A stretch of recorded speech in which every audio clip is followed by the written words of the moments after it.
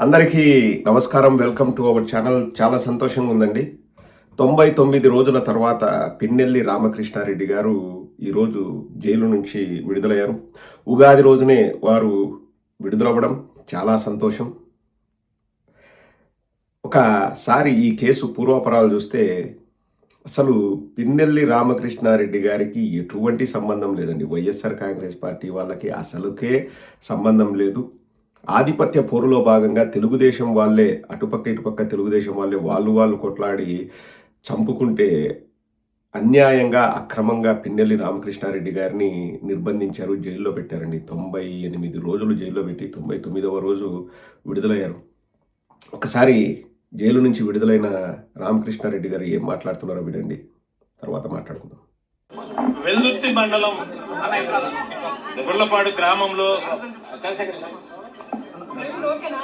తెలుగుదేశం రెండు వర్గాలకు సంబంధించి జరిగిన గొడవలో అక్రమంగా అన్యాయంగా మా మీద కేసు బరాయించి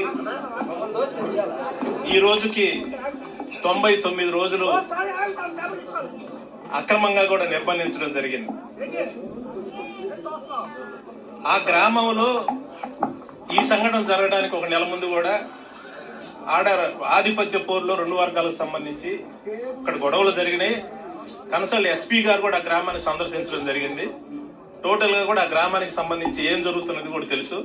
స్పాట్ జరిగిన తర్వాత కూడా ఎస్పీ గారు కూడా మీడియా ముందుకు వచ్చేసి వాళ్ళ రెండు ఆధిపత్య పోరు రెండు వర్గాలకు సంబంధించి వాళ్ళు ఇద్దరు తెలుగుదేశం వాళ్ళు చంపుకున్నారని చెప్పడం కూడా జరిగింది. కానీ ఉద్దేశపూర్వకంగా మమ్మల్ని టార్గెట్ చేసి అన్యాయంగా ఈ కేసులో మమ్మల్ని ఇరికించడం జరిగింది.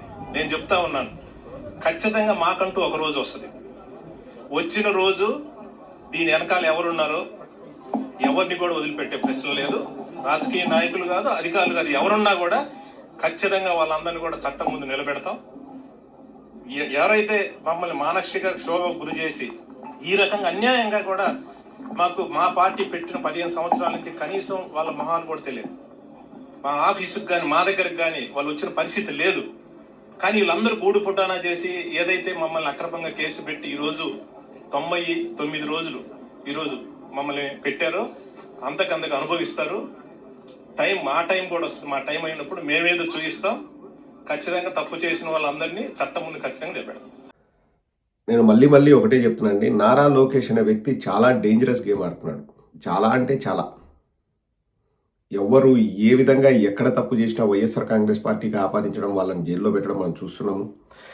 ఎవరు చేతులు ముడుచుకొని ఖాళీగా అయితే కూర్చోరండి. మనము గొడవలు జరగకూడదు, అలా ఉండకూడదు అని మనం మంచి చెప్తాం. కానీ ఈ సహనం అనేది అందరికీ కూడా ఒక రేంజ్ వరకే ఉంటుంది. సహనం కోల్పోయి ఓపిక నశిస్తే ఎవ్వరు కూడా చూస్తూ ఊరుకోరండి. తరువాత జరిగే పరిణామాలకు నారా లోకేష్ పూర్తిగా బాధ్యత వహించాల్సి ఉంటుంది. మా వాళ్ళు ఏమంత చేతగాని వాళ్ళు కాదు, ఏమి ఖాళీగా ఉండేవాళ్ళు కూడా కాదు. జస్ట్ అంతే, టైం అంతే. పిన్నెల్లి గారు చెప్పినట్టు ఈరోజు మీ టైం నడుస్తుంది, రేపు మా టైం వస్తుంది. అప్పుడు ఒకసారి ఎలా ఉంటుందో మీ ఊహకే వదిలేస్తాం. నారా లోకేష్ గారికి చెప్తున్నాం. ఇంత దారుణంగా అండి ఈ ప్రభుత్వం అన్నది కేవలం కక్ష సాధింపు కోసమే మేము అధికారంలోకి వచ్చామన్న రీతిలో వాళ్ళు వ్యవహరిస్తున్నారండి. ఆశ్చర్యం వేస్తుంది. అసలు ఇక్కడ తప్పెవరిది ఒప్పెవరిదని డిస్కస్ చేయాల్సిన అవసరం కూడా లేదండి. స్వయంగా ఎస్పీ గారే ఆ మర్డర్లు జరిగిన తర్వాత కక్ష సాధింపు చర్యలో భాగంగా, ఆధిపత్య పోరులో భాగంగా ఇద్దరు తెలుగుదేశం వాళ్ళే చంపుకున్నారని కూడా క్లియర్గా చెప్పారండి. పత్రికల్లో కూడా వచ్చింది, అన్ని చోట్ల వచ్చింది. పిన్నెల్లి రామకృష్ణారెడ్డి గారిని అక్రమంగా అరెస్ట్ చేస్తారండి. ఎంతటి దౌర్భాగ్య పరిస్థితి ఒకసారి ఆలోచన చేయండి.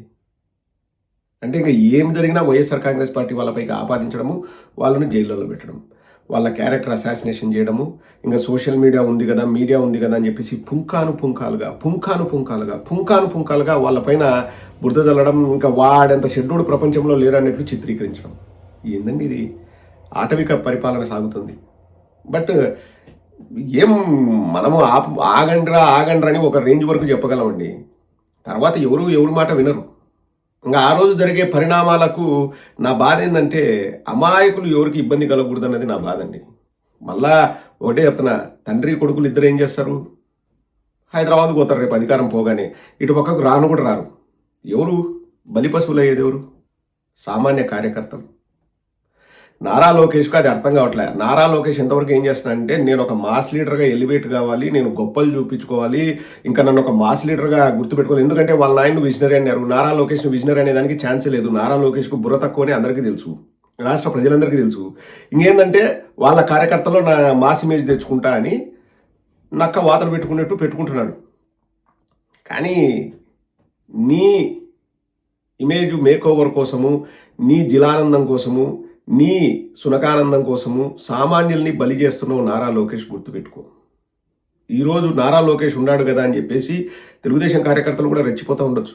మేము ఏం చేసినా చెల్లుబాటు అవుతుందని వాళ్ళు విర్రవీగుతూ ఉండొచ్చు. కానీ ఎల్లకాలం ఒకే రకంగా ఉండదురా నాయన, నేను చెప్పేది అది. నేను సామాన్యులకు ఎప్పుడు నేను ఒత్తాసు పలుకుతాను. నేను వాళ్ళు తెలుగుదేశమైనా జనసేన అయినా వాళ్ళని నేను ఏ రోజు కూడా ఏమన్నా, ఎందుకంటే వాళ్ళు బాధితులు. వీళ్ళు రెచ్చగొడతారు, వాళ్ళు రెచ్చిపోతారు. రేపొద్దున అన్నా అని ఇటు పక్కకు తిరిగి చూస్తే వీళ్ళు ఉంటారు. మొత్తం ముగ్గురు హైదరాబాద్లో ఉంటారు.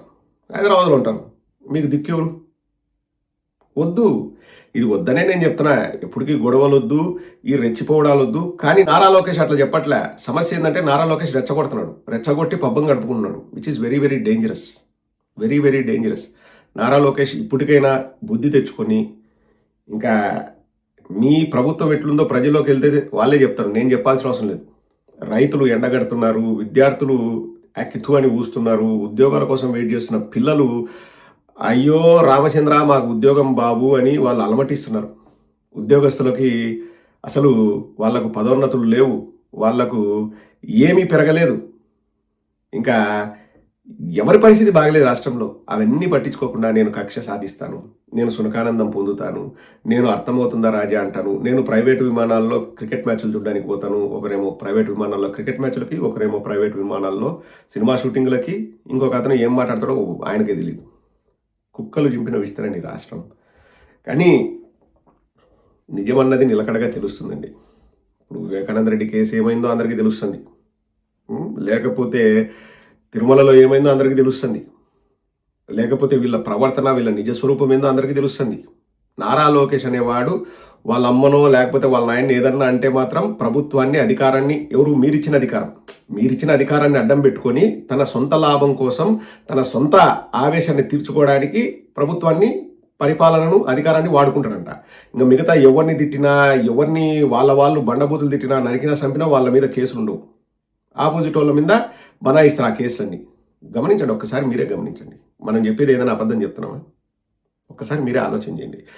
మరొకసారి పిన్నెల్లి రామకృష్ణారెడ్డి గారు రిలీజ్ అయినందుకు వారికి అంతా మంచి జరగాలని మనస్ఫూర్తిగా కోరుకుంటూ, నిజాలు బయటికి రావాలి, ప్రజలకు తెలియాలి. ఒక్కొక్కరికి తిక్క కుదురుతుందిలే, ఏం తొందర ఏం లేదు. మళ్ళీ ఒకటే చెప్తారండి, ఈరోజు చీకటి అయితే రేపు మళ్ళీ పగలు వస్తుంది, సూర్యుడు ఉదయిస్తాడు. ఒక్కొక్కరికి జరగాల్సింది జరుగుతుంది. ఇంకా మళ్ళీ దీంట్లో ముసుగులో గుద్దులాట ఏం లేదు, దాచిపెట్టేది కూడా ఏం లేదు.